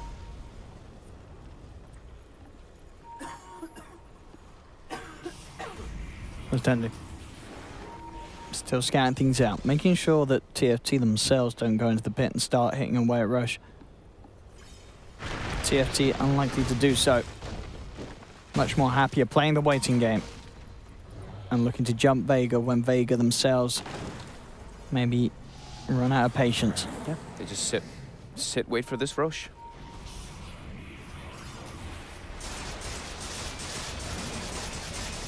Illusions for solutions. Shadow Demon. They can keep throwing things to scout out the pit too. DD and Dendi, so double. We do have double runes coming out. It's 40 minutes. Haste is Juan Madara. But there you can just see Vega.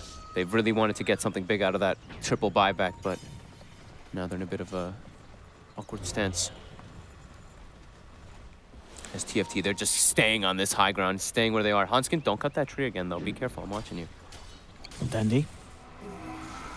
Sliding in with the shadow blade, but there's the jump. The lasso's been made. The Wukong's command has been laid down as well. Yule's up from MNT. Will dodge the boundless strike, but he's brought back down. Does get forced outside of the Wukong. Dendi on the side with the BKB. Coming onto Frost, but Frost, he's able to retreat. Dendi, he's standing in position. Does get the blink out. He's been ruptured. He has to be careful how he moves around the team fight. Jonas and Fan trying to take the tension away from the rest of the fight. As Vega Squadron will look to move towards him, but he blinks out. Jonas and Fan's fine. MNT still alive. And the Omni slash on Jesse. Jesse's dead.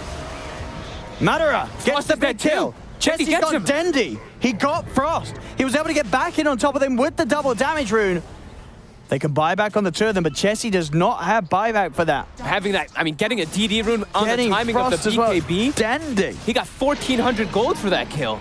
Donda as Kezu. He's ready to commit, see if he can set up for more. Bloodbright's going to be there to slow them down, but they're chasing Era. Era's got the Glimmer Kit. They've got eyes on the Frost as well. Frost brought back. He cannot fall, but he may just, as they've got the control. The call's in. Frost, he's dead. Dendi's in with the damage. Jonas and Van gets the three-man who's done with the battle hugger. The toss, Dendi closing the gap. Getting MNT in on top of Jonas and Van. The call comes in. A defensive disruption being used by Era, trying to buy time for Jonas and Van to survive, and it will be enough. But there's two now dead on TFT. Vega Squadron, can they push there? Where's the creeps? All waves have been pushed over onto Vega Squadron's half of the map. So they don't have the means to push, despite getting two cores out of the map for quite some time. We'll see how quickly they can get those waves back over to the base. That was such a good comeback there for Vega. MNT getting the, of course, surviving with the Yule Scepter. Dendi just finding the backline. Oh, the and DD top, MNT. He's got the control. Has he got the damage? Now Hansken goes for the lasso TP. Now keep him safe. That was so clutch. Like that DD rune with the BKB timing. Frost just got killed by Dendi alone. Because he got jumped on initially by Dendi, and then the secondary jump, Dendi also finds him. It was still too low? Yeah. As he came back in. But with the way those waves have been sort of kept back, Hansken, nice play there, keeping the waves off of TFT's half of the map. It looks like they're going to be okay for now. Chessie does respawn. Still a bit of time without Frost. Let's see what Vega Squadron can do with this. There's no Bloodseeker for 30 seconds. Can they at least finish off this bottom racks? They know that Lasso is used defensively by Hanskin. Yeah, so that is true. Dendi, MNT quickly forcing through the trees, trying to see if he can get a cheeky catch onto the Monkey King. Won't be the case. But Vega Squadron, they will get the melee racks. They'll stick around for the ranged ones as well. More money into the bank for them. It's back to a 7K lead, Vega Squadron.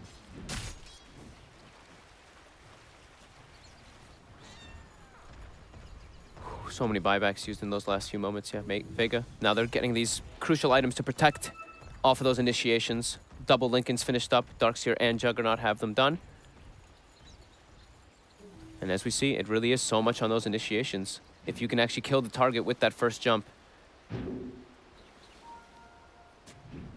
As with Aegis and Cheese, Vega, they are feeling much more comfortable. They have their 3 lanes pushed out. They can just look to go for it again. Look for mid. Jonas trying to push top in as much as possible before the fight does ensue. Check the double bounties first, or the double runes first. See if you get that DD, that precious DD that we love so much. All is confusion. But they're smoked, and they're looking for the catch.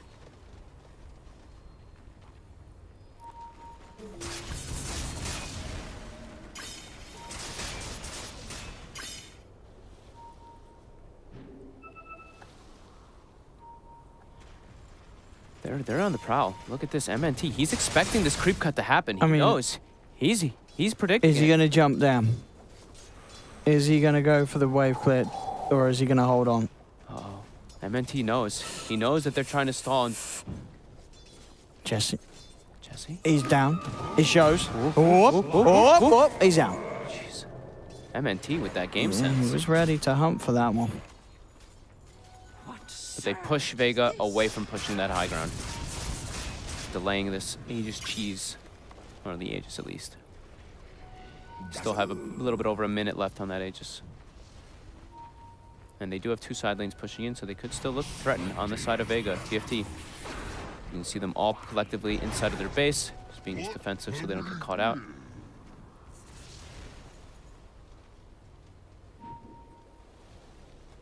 Jesse once again. Out he goes over the trees, getting ready to keep that top wave shoved out. M&T's going to be there with the wave cut though. He doesn't have a TP either, so he can't actually do the same thing as last time. Well, they're trying to make it go. They get the jump onto M&T. Is there going to be any help for him? He's dragged very, very deep with a rupture on him. M&T's dead. Good way to punish when you see people split up and set up like that on the side of TFT. Punish that axe. So they'll push Vega away from going for that high ground push again. Just making this game that a little bit harder for side of Vega Squadron to close up. Oh, another DD. Drops the bottle for Madara. And I believe that is the full AC now finished for Dendi. So his right-clicking damage, he's a pretty beastly force in those fights. Yeah, can certainly help the team against the Monkey King and the Bloodseeker.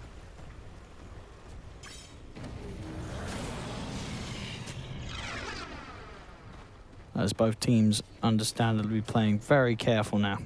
As could still swing both ways, and a loss here means the end of your hopes and dreams for this major and minor. Vega lost most of their wards on the map as the gem was picked up on the Batrider, so immediately you see Vega, they buy their own gem. They want to be able to have and control their own map. As now, TFT, they're looking for their own jump. The Aegis is gone, so they want to try to find something here. While Vega is backing up at Vega, they do expect this. They back up into their base. And of course, we do see the rupture damage taken on Bloodseeker this game as they have great tools to pull people.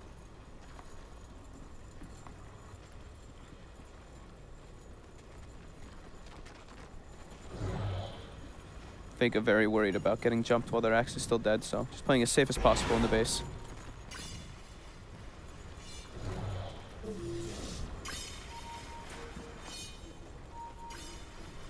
Well, let's see, they're starting to come out once more. M&T's going to be back up. Can TP over to the shrine and join the team.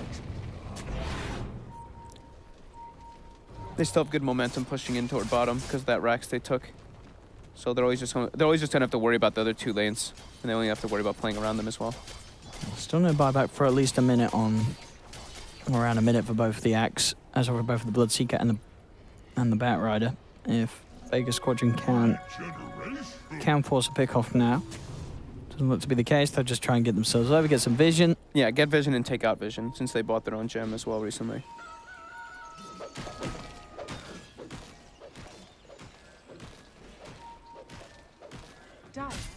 So Chesty's just trying to tank up. Went for the Scotty build. Now he's going for AC too. Okay. Just try to enable your cores too.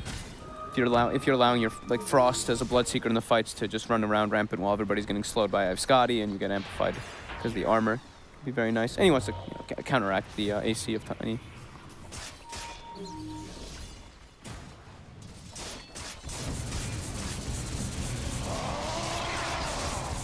Vega still positioned around that top side, just wanted to keep that high ground advantage. And it's all, like we said, it's still a lot about those initiations. Hanskin. Oh, he gets a quick jump over. There's the Omni. The counterplay is going to be there. The defensive disruption does come out from Era, keeping Hanskin alive. Jump forward, Gezu gets the 3-man back wall. BKB's out for Jesse. The chase is there as they're looking to try and finish off Hanskin, but he's out with the blink. Hanskin will survive. Dendi, can he get the grab onto anyone else? Era back up to the high ground. Dendi won't go for him. TFT able to split and separate after a failed jump. All about having those quick fingers, right? Like, he popped the Manta as soon as he sees someone try to break his Lincolns and try to lasso. So it makes it much harder for Batrider to get that initiation. Ever so close, though.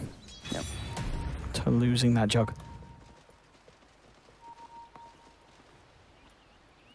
Doesn't matter. Money is there for the butterfly. Probably going to see him consider holding off for buyback god as well now at this stage. Yeah, still, it's all about this Roche. Yeah. They have to keep the position here. They at least have one ward placed on the side there. Could see it get de-warded though. Frost, he steps up pretty far. MNT tries for a jump. It's not going to find it. Frost lays down a rupture, keeps the distance at the same time. They're trying to make a go on to Den. He's being slowed down by the demonic purge of Era. Will now wear off with the BKB. He can walk it away. Hansken checking out the status of the Roche pit with the remainder as Firefly duration. Vega, they are around the pit with the healing wall ready to go. No stampede now for TFT. And jump, MNT. He gets the call. He found Era. Era's gone. Shadow Demon out for this defense. They know everything was used. They know Rupture was used. They know Lasso was used. Oh, they want to go for more? The big ones. They want more. Madara trying to get a lockdown onto Frost, but Frost with the blade mount. Walks his way back at the high ground, does force out a buyback from Era. Whilst this is going on, Jonas and Fan doing his best to keep these waves shoved over onto Vega Squadron's half of the map. As Roshan still left untouched for now. Yep. Just keep making them move around the map constantly so that you can try to take those fights. You see Chessie push top as well immediately. Hanskin has got eyes on Dendi. Dendi there with the backup Madara and Peksu. Never wants to. Like another PSA. Never lasso Tiny. Yeah. It is the shortest duration lasso ever. Absolutely no time at all. Yeah, always just try to focus on the initiators, either the Axe or the Juggernaut if you can. Maybe even, I mean, in some situation it could be okay to get the Dazzle. Which is not the Tiny. As they constantly use their Mantas, use their illusions on the side of TFT to keep pushing out those lanes safely.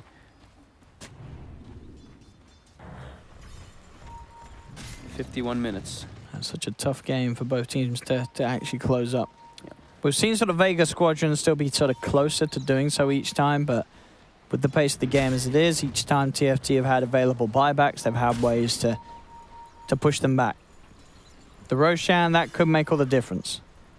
They get the Sage's Cheese, get what Refresher Shard on. MNT or the Jug. Double Omni Slash. I think the double, yeah, that's what I was thinking, yeah for Madara. I think double Omni is super nice. Better. Like double call is sometimes amazing, but double Omni will just win you the game. But that's just so much damage. Take a double Omni on Chessie in the midst of his Wukong's command. He could certainly fall as Dendi. On the hunt, a little late with the Avalanche, so Hansken will be able to get over the cliff, but there's MNT. Close the gap, Dendi's got the damage. Hanskin is gone. Again, another situation though where the Bat does have the availability for buyback. They lost their gem though. And he will do so. Which hurts quite a bit. Because they don't have another one for some time. So now 2 gems on the side of Vega, they can claim all the vision control. As they continue, just play around that high ground over near this Radiant Ancient. And they have the high ground vision too on the hill.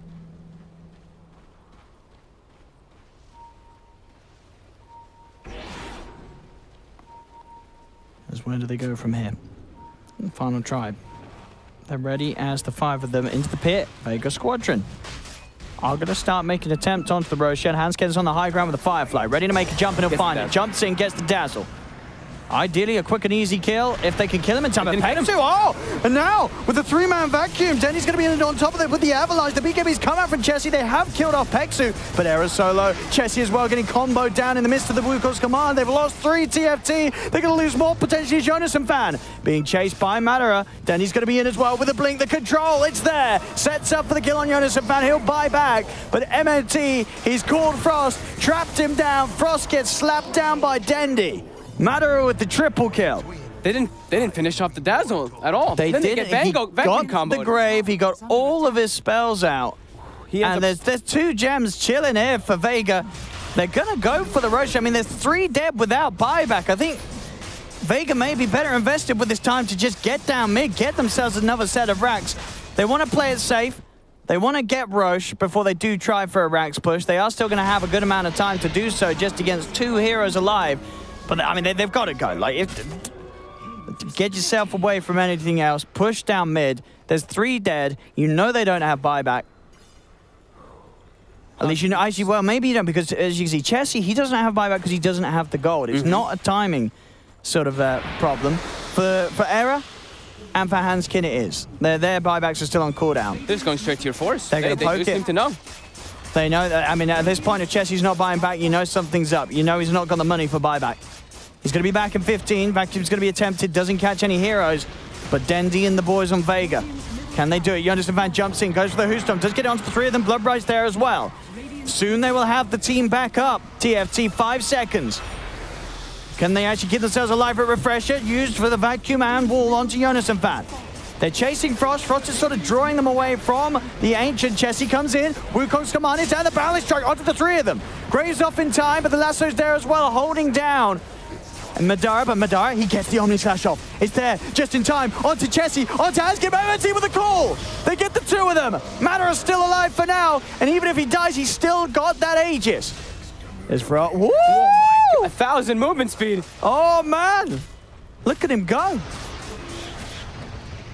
As he'll turn, Bloodbright down. He's still running, still sprinting about. They're all healing up with Healing Ward, though. They are, they're ready to go in again. Vega.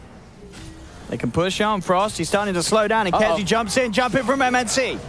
The call, the control, they dunk. There's now Jonas Fan. He really is all alone. The last one left alive on TFT. Can he really buy time for them to respawn once again? I don't think he can. As Vega Squadron surrounded Denny with the toss and the tree slap takes him down. GG is called as Dendy and Vega Squadron will move on. Another round here in the lower bracket. Man, that initiation by Hanskin actually cost him pretty badly. Like, it was already still looking like Vega was going to take this one, but his teammates weren't there in time to kill this Dazzle. They get Vacuum comboed with the Tiny coming in. Dendy coming in pretty clutch in this game. That DE rune, that BKB timing, he just killed Frost and got 1,500 gold for the kill. Yeah. Frustrations there from TFT, understandable as well. Another loss that's going to be ever so painful for them. It was a close game, a well-fought game from both sides, but at the end of the day, they couldn't quite do it against Vega and Dendy. Yeah, Vega make their Darkseer work again. They did it in the qualifiers earlier in the season, and with this Axe as well. MNT, like all of them were definitely having like pretty good showings on their hero. It's a hero we don't see too often for a reason, but Axe, MNT, he got so much farm on it, and he just kept finding these perfect calls and initiations. Oh, what a series. What a Vega Squadron coming out on top. I think a lot of people going into this one would have maybe seen TFT as the strongest side, but they're stepping it up, Vega. It's taking them a bit of time. Yeah. You know, they had to get down to the lower bracket.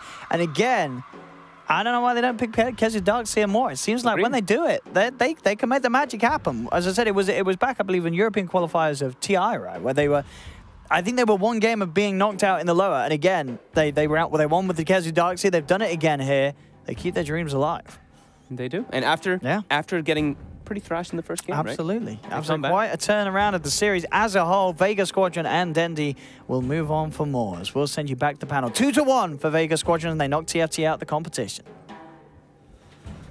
Whoo, 2-1 indeed. Congratulations to Vega. I know. Slacks had it right. Well, almost. Slacks said they were going to 2-0, and they did not 2-0. Kyle was actually the one that predicted it correctly. 2-1 is what he said, and it happened. Congratulations to him. Yeah. Never doubt a Kezu Darkseer, dog. And Monkey King is poo, as I said. You were right. It didn't work that well in the mid lane even. And even though the game went later on, it didn't really have the effect you wanted to. It gets kind of strong when you get to 25. You get that... What? Littering. Excuse me. What are you doing? Drinking Monster, great. Littering, not great. That is not littering, that's a victory. While you pick up that cat, it's time for us to get Kezu with us on the couch, who can talk to us a lot more about this in-depth match. Match in-depth. We'll get him. He is shit. Yeah, I thought. Yeah, he's coming. Thomas, play him in. There's some music. Yeah, there is.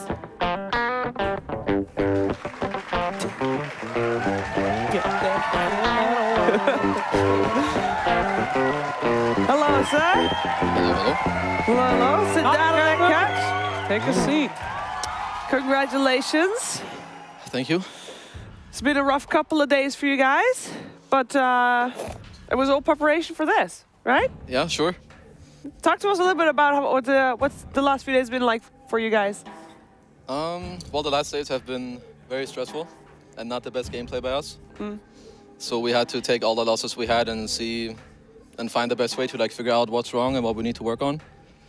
Because in all the games we played the last days, the communication is off, drafts aren't good, individual play isn't good. So we were just looking at all the losses, and we played a lot of scrims in the meantime. And well, luckily it worked out today. Is this the click that you guys needed? Like, you know, from this point onward, it's all uphill? I think so, yes. I mean, at least as soon as we win the first game, like we're beating the curse of having lost every other game. So, and I think now we feel a lot more comfortable. It just took a bit of time. And I mean, I hope it's gonna stay like this now.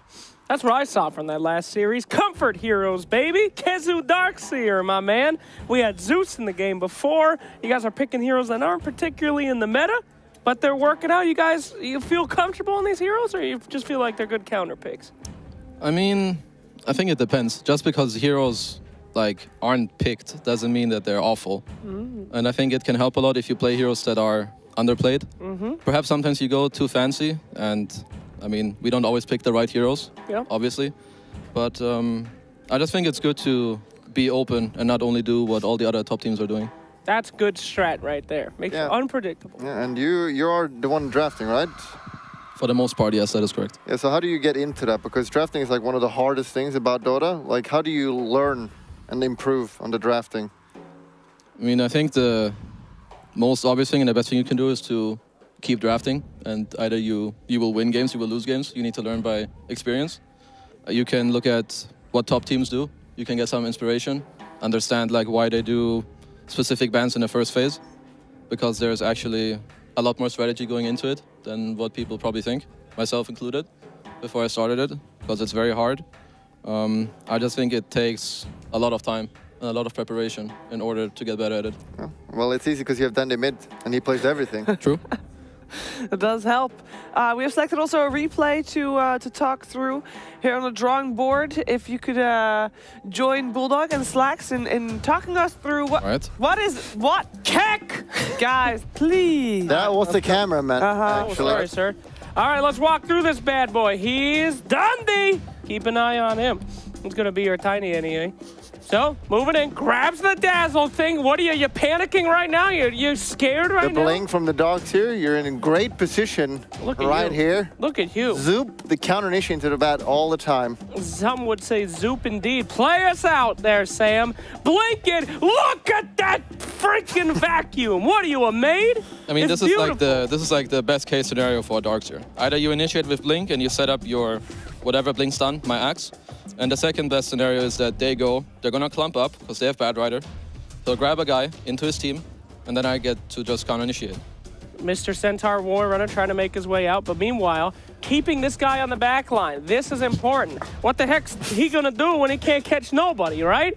Grabbed up, slam a jammer, boom shaka, that's a baby, and that's everything we needed to see. All right. Shit. I like your buttons on the board. During the game, we have Twitch chat selected MVP. Now, you know Twitch chat, so you kind of probably know who won the MVP, but who do you think should have deserved the MVP that game? I think our axe player, MNT. Yeah, MNT? Yeah. Let's see. Well, it's Dandy. Twitch chat. Come on now. Hey! I mean, maybe surprise. Maybe next time is still, you guys took a lot of points away from him. I guess it's is this his lowest rate on Dandy? Yeah, this is pretty good. 69. 10%. 10% when Dandy's also in the pool. That's pretty good. That's we got 1% in total. That's not very good. Yeah, thank you so much for joining us. You're welcome. Do you have any favorite music flavors that Thomas is going to play you out on? No, he should surprise me. Oh, surprise him, Thomas. And we're going to hopefully see you back on the couch tomorrow when you're going to play again. Hopefully so. And I'm going to let you get back to the team so that you can start getting ready for that already. Thanks, my friend. Good luck. Thank you very much. You can take the microphone. Can you throw me my shoe? Souvenir. It's great. Throw me my shoe. So unprofessional. Jesus. Gonna work with this guy. And then, of course, was Kezu from Vega Squadron. Played out by Thomas. Solid. Nice job, Thomas. Yes, very. And also, Vega Squadron, they move forward. It is pretty good. I mean, they almost, like in second game, it was almost at the point where they were going to get out without a victory. Pretty good. That's what are really you talking about? This is a team that was on the brink of destruction. They came into this building not winning a single game. You know what that would mentally do to any human being? But they went in, they fought hard, they picked comfort heroes. Yeah, he's got to see Liquid picking that shit. But they made it happen. What are you screaming at me? Jesus. All right, Bulldog. Yep. The final tribe, their journey ends here. You have, you know, the Swedish pride that you got to say goodbye to. Yeah, that was pretty disappointing from them, honestly. I think they came in here looking very strong and feeling very confident. And they come out on the bottom. So I don't think they're happy at all right now. I don't think so either. So what was the problem? I don't know, it's their mid and late game. Sometimes they just... Get it, Sheaves. I got... Did it, thanks. Teamwork. Makes the dream work. Hey, Panda! Happy Panda! Where's the Panda? Panda, shy Panda this time. Oh, look who have you lost weight, Sad Panda? You looking great today. Is that a girl Panda? You do something with your hair, Sad Panda? You looking really great. Don't slip. You got new clothes, new shoes. Don't slip. Don't slip. Oh, yeah, that's the casual can kick right there. I know that one. Oh, I'm sorry, Sad. But you know what he's gonna do? What's he gonna do? You know what time it is. 1v1. Hold on. Oh, wait, hold. Shut up. Hold up. It's hold up. Hi all. Hi, Grandma. It's my time again. This time I want to see how well you actually play Dota. We will have a 1 versus 1 tournament. My minion, the Panda, is writing the bracket on the whiteboard. There are rules to be followed, so do not talk over me here. You are allowed to max your level. You are allowed to max your gold. You are allowed to instant respawn. It is a 5-minute game. The winner is whoever kills the other player the most times in 5 minutes. You all get to choose what hero you want to play. However, this is important. 3 of you have to randomize your hero. Those 3 are Fogged, Bulldog, and Kyle. Oh man. You have to randomize. You cannot pick whoever you want. Oh man. GLHF. Thanks, Mother. We already had our first matchup, and Owen was not able to beat Bulldog. And I must say, before we get our next match started, that the tower hitting does not actually win you the game anymore. So it actually is whoever gets most kills in 5 minutes. That's when it ends. And it will this time be a Moxie versus Kyle. Finally. Finally, I get to see Moxie play. Yeah, there we go. Oh, they're ready. Kyle, getting the energy in. Well done, buddy. Yeah. I Remember, know that feel. Kyle has to random. Okay. Moxie can pick. She already moved the monitor away, and she can pick the after Kyle is randomed. After? Yes, she can wait if she wants. Damn, this is a random. Treant Protector random. Oh, hell, dude, that's so strong. Instant Wyvern. Go Wyvern. She will install him so he can't. What do you want, Panda? You want to sit in the middle? She wants to sit in the middle. All right. You want to bump and grind, Panda? Bulldog, level 25, infinite gold. I know you already played a game. Are there any special strats that we should be keeping our eyes out for with these 2 heroes? Well, what is Wyvern 25? It's the stun, right? I think it just says the old setup on Wyvern is really good. You just insta-stun the opponent. Yeah, what's your combo? You get items, Dagon, Refresher, E-Blade. Notes being made. Notes? Yeah. I'm terrified. 25 and have infinite gold. Yeah. Like a freaking truck. There's no way she can win. But he's got items. He's gonna definitely just go to spell build, right? I don't know, man. No, you know, you get a Hyperstone regardless. Moon Shard, that is close enough. So you're gonna just punch super duper fast. Get a BKB. Who's gonna stop you? There's gonna be a curse. That's it. You can dive towers with the living armor. Right here, they're setting their hotkeys apparently. The tree line. She's cheating. Looking at the bottom. Oh, he's white. Of course, Kyle is. These setups. Oh, my key is not working. All right, we're in the game. All right, here we go. Let's see what they buy. Bloodthorns. Okay. Bloodthirst, Hurricane Pike, Refresher, Travels. She's fast. She thought this through. Shoot. But why a Hurricane Pike? What the hell? What does that do? Scotty. He can boost out if he attacks her. Oh, wow. Yikes. Wow. Hey, it's us. Yo! Zow! Look at him. Kyle just has a boots of trap. Stopping me. Fire. All right, here we go. He's putting down the wards. He's going to boots of travel back so he can get his other items. But these ward placements are very important. That's a pro player right there. That's a guy who understands vision. Yep. That's very good. Very good. Okay. Meanwhile, Moxie doesn't even block her creeps. What's that about? She's got A on disc. She got no freaking movement speed. Creeps don't she killed matter your in this opponent. one, though. She got no freaking movements. So how can you not block the creep? She's 25. You got to do that. Creeps don't matter. He doesn't have Kyle any didn't items. block creeps either. Kyle What is he doing? No, he's getting the items sent out to him with the courier. Woo! Wow. That's a quick boy. Kill that courier. All right, here we go. The Shadow Blade is the best item here. No one has detection. No detection. She's farming creeps. She's I like, gotta I'm just point gonna farm out- creeps. There are couriers, and they bring the items out. Holy shit! Punch. Muted. Oh, They nice. still pop, though. Trying to get out here. Here we go. Turning it around. Slap him. She used her items. Zero damage. Zero damage. Zero Hurricane damage. Pike. Ult him and run. No. Oh, him now. Oh, Where's ult the him ult? now. No, she's muted. She's muted.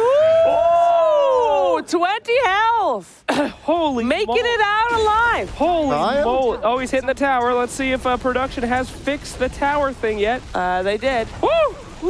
We're in. He's going to go straight for the ancient. Oh, why? Go heal. Why is she still Get out of there? there. Get She's out sending of a there. flask. A flask would heal her up. Get out. Get out. She's out. only got 4,000 health. Get out. Get out. Get the hell out. Get out.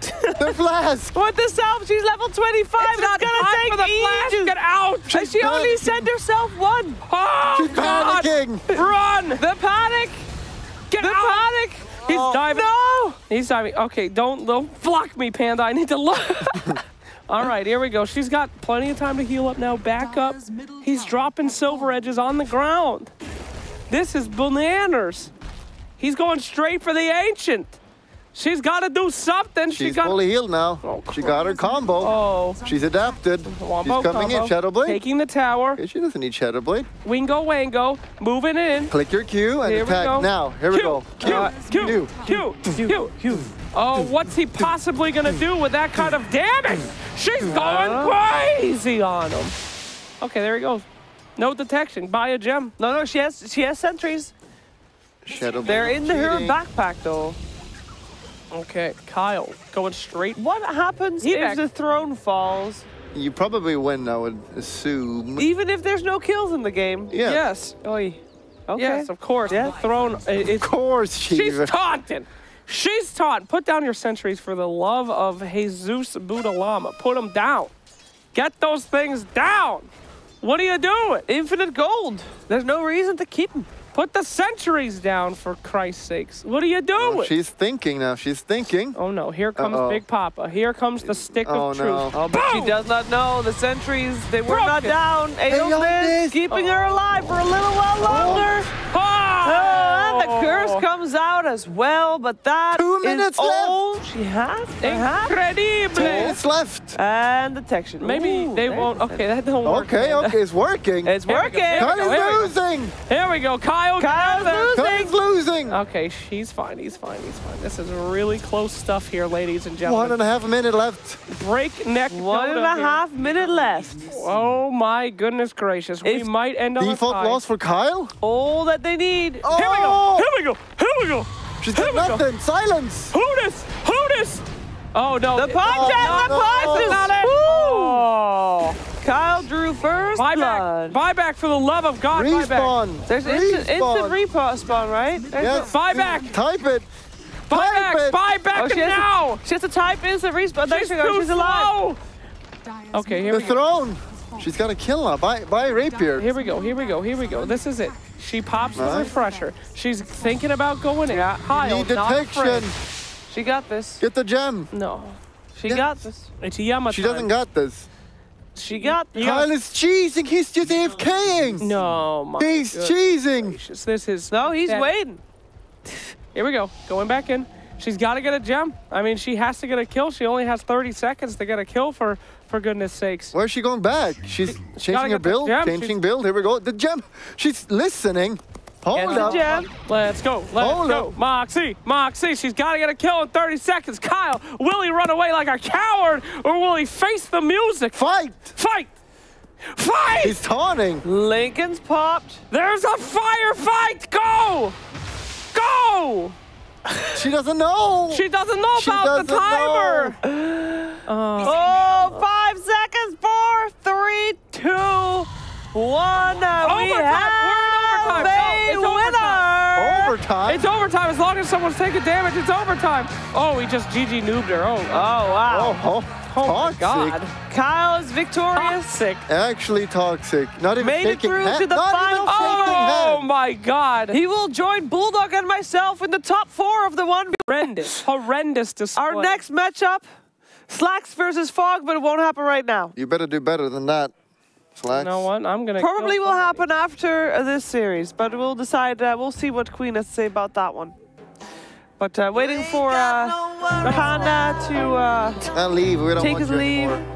It was really nice having you on the couch, Panda. I loved your showing of enthusiasm for all the people. You know, no more sadness. Panda. Leave. I'm so disturbed by the Panda because he acts normal until the music comes on, and then it's like he's freaking conditioned like the Manchurian candidate. It's so disturbing. Oh, he even slams the door. You pissed him off, Bulldog. He's back to the cage. Well, we're back to our cage too. Cage of Dota 2. Never ends. Never ending. We're going to have a winner's bracket match next, though. Stay tuned. We'll be right back.